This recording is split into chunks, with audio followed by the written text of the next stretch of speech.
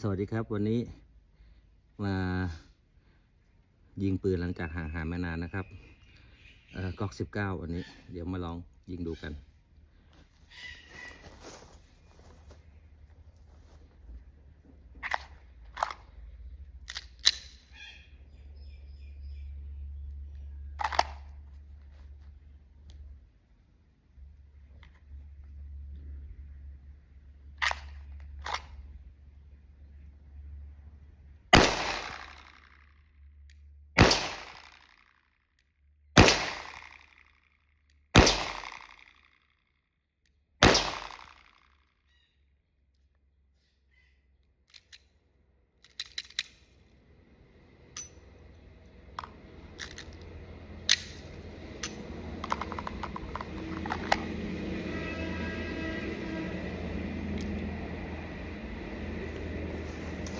ยิงไปแล้วนะครับ5 นัด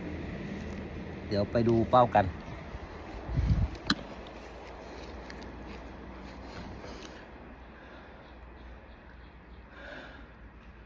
ก๊อก19 5 นัดนะครับสนามยิงปืนปากช่อง